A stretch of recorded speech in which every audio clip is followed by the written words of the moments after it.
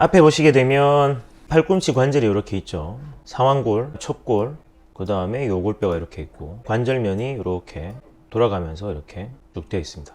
그래서 우리가 팔꿈치 관절을 우선 연결하는 인대가 보면 안쪽으로는 내측측부인대, 바깥쪽으로는 외측측부인대가 있고 사이에 관절을 연결해주는 관절낭이 있겠죠.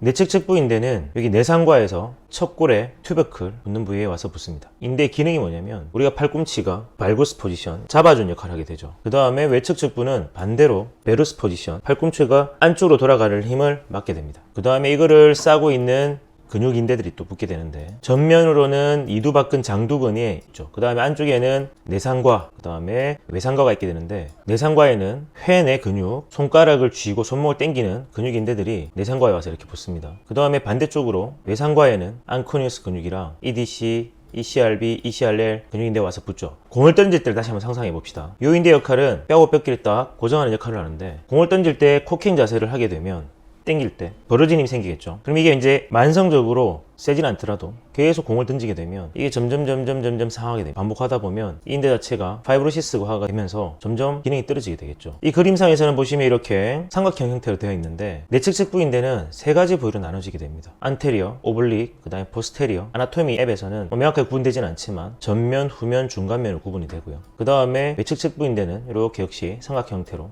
이루어지게 되죠. 특히 이제 야구 선수 같은 경우에는 내측측부 인대가 중요한데 아까 말씀드린 대로 계속 자극을 받게 되는데 안테리어랑 포스테리어가 중요하게 됩니다. 오블릭한 것들은 우리 아나토미 논문 결과에서는 크게 역할을 하는 게 없다고 보고 있고 발꿈치 움직이는 각도가 0도 여기서 이제 130도, 140도를 보게 되면 20도에서 0도 또는 120도에서 140도 이상 요 각도에서는 공을 던지고 버티는 힘 자체는 골성으로 이제 그걸 버티게 됩니다. 근데 이제 20도에서 120도 사이에서는 이 내측측부인대 또는 굴곡근 근육인대가 버티면서 작용을 하게 되겠죠. 그래서 이제 이 내측측부인대가 특히 안테리어 포지션이 중요한데 우리가 계속 반복을 하게 되면 이제 안쪽으로는 벌어지는 힘, 바깥쪽으로는 부딪히는 힘이 발생하게 됩니다. 그리고 뒤쪽에서는 벌어지고 던지고 여기에서는 뼈랑 피부 근육이 전단력이 발생하게 됩니다. 인대가 상하게 되고 또는 안쪽에 굴곡근 근육인대가 같이 이제 상하는 경우가 많고 그 다음에 바깥쪽으로는 인대가 벌어지는 힘이 생기지 않기 때문에 이건 주로 잘 상하진 않고 대신에 그 요골두랑 부딪히면서 그 연골이 상하고 그러면서 이제 골연골염이라든가 뭐 심하면 골괴사 이제 유리차 떨어 나가기도 하고 관절 안에서 돌아다니다가 통증을 유발하게 되겠죠. 두 번째는 여기는 부딪히는 힘이 생기게 되면 이 연골이 상하게 되죠. 연골 상한 정도가 심하지 않다 그러면 물론 이제 그게 너덜너덜 할 수 있는데 그러면 우리가 팔꿈치 관절 내시경으로 너덜너덜 거리는 연골을 조금 다듬을 수가 있어요. 다듬고 우리가 미세천공술이라고 하는데 그 부분에 다듬어서 구멍을 조그맣게 미세하게 내면 거기서 골수가 나와서 연골이 차게 됩니다.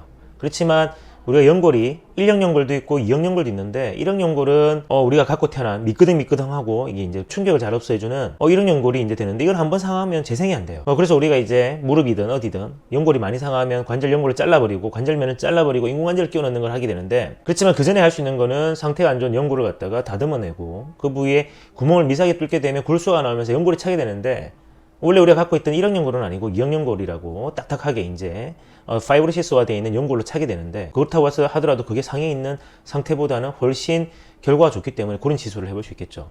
그런 수술이나 시술 같은 것들은 상황이 크지 않았을 때 이제 해볼 수 있습니다. 그렇지만 상황이 점점 진행을 하게 되면 골연골이 떨어져 나오고 뼈를 포함해 가지고 박리성 골연골염이라고 하는데 거기 떨어지게 되면 통증이 굉장히 심해지죠. 그때쯤 되면 이제 미세천공술이라든지 관절 내시경으로 치료를 할 수 없는 단계에 이릅니다. 그래서 이제 요것 때문에 우리가 골연골을 이식하는 수술을 하기도 하고요. 실제로 이제 저희 병원에서 골연골 무릎에서 떼서 이식을 팔꿈치 하게 되는데 사진을 보시면 자, 이 친구는 타 병원에서 MR을 이미 찍어서 저희 병원에 왔죠. 지금 보시면 이 부분 골괴사가 이렇게 관찰이 되고 있고요. CT를 통해서도 한 번 더 확인해 볼 수 있는데 이렇게 골괴사가 되어서 뼈가 떨어져 나가는 게 관찰이 됩니다. 이 친구 같은 경우에 통증이 굉장히 계속 심하겠죠. 공을 던질 때마다 아프겠죠. 이 부위랑 요골두랑 부딪히면서 계속 통증을 유발하게 됩니다. 이 정도 되면 사이즈가 크고 그 다음에 이쪽 떨어져 나온 뼈 자체가 괴사가 되었기 때문에 미세천공술이라든가 하기에는 사이즈가 큽니다. 거기에 무릎뼈 연골을 떼서 이식 수술을 하는 걸 했는데 실제 사진을 보면 이렇게 실제 사진이 이렇게 이제 이식하고 난 것